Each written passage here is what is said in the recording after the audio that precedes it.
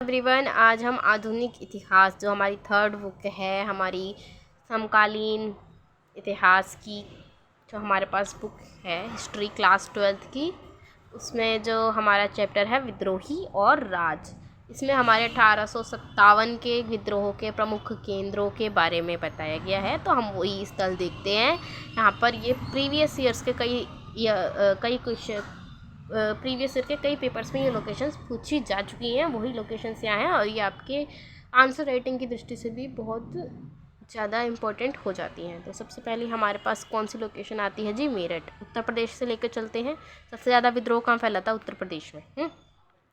तो जल्दी जल्दी करेंगे, टाइम वेस्ट नहीं करेंगे। सबसे पहले है हमारा उत्तर प्रदेश के अंदर सबसे पहली जगह आती है मेरठ। आपको स्टार्टिंग में ही कहा था मेरठ, आप ध्यान रखेंगे क्योंकि मेरठ शुरू से आखिर तक आपको हर जगह मिलता है। मेरठ है। दूसरी आगरा। आगरा कहाँ है? उत्तर प्रदेश। मेरठ, इसके नीचे आगरा आप ले आएंगे। आगरा में भी विद्रोह हुआ था, ठीक है।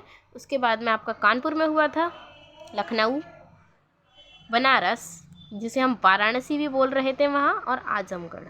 आपको याद रखनी है ये सभी लोकेशंस। लखनऊ जो है उत्तर प्रदेश की राजधानी है, आप याद रखेंगे। तो आपको उत्तर प्रदेश के बारे में तो अच्छे से याद रखना है कि कौन सी जगह पर कौन सी जगह आती है और वहाँ पे विद्रोह हुआ था तो कौन सा जगह पर थी, और विद्रोह कैसे हुआ, विद्रोह किसने करा, ये भी आप याद रखें। आप जब बुक पढ़ेंगे आपको मिलता है ये सब। पहला हमारी लोकेशन इंपॉर्टेंट होती है मेरठ। मेरठ से ही शुरू हुआ था, ठीक है। फिर आती है अगली आगरा। आगरा के बाद में कानपुर, सबसे इम्पोर्टेंट क्षेत्र था कानपुर। मेरठ, आगरा, लखनऊ, बनारस यानी कि जो वाराणसी है हमारा वो। उसके बाद में आजमगढ़। ये सब कहाँ आता है? हमारा उत्तर प्रदेश, भारत के उत्तर प्रदेश ज़िले के अंदर ये सभी हमें देखने को मिलती हैं। तो आप इन लोकेशंस को, कितनी लोकेशंस है हमारे पास? 6 लोकेशंस हैं। इन 6 लोकेशंस को एकदम याद कर लीजिए कि कहाँ पर कौन सी लोकेशंस हैं। अगला हमारा जब विद्रोह हुआ था 1857 का, वो मध्य भारत और पूर्वी और पश्चिमी भारत तक फैला था।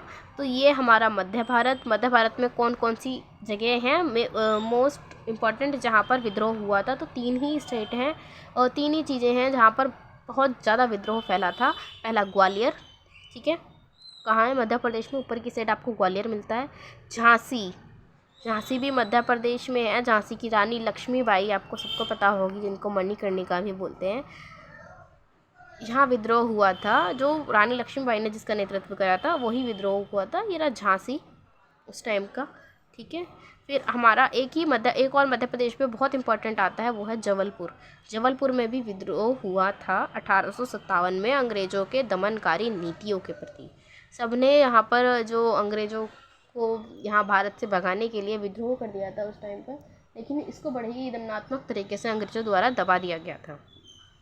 तो हमने मध्य प्रदेश में 3 इंपॉर्टेंट लोकेशंस देखी। कौन कौन सी हैं? ग्वालियर सबसे पहला, दूसरा है झांसी, ये यहाँ पर है, और तीसरा जबलपुर आपको यहाँ देखने को मिलता है। और एक और हमारी सबसे इम्पॉर्टेंट लोकेशन आती है, वो कौन सी है भाई? वो लोकेशन, हमारी सबसे इम्पॉर्टेंट लोकेशन जो है वो है कलकत्ता।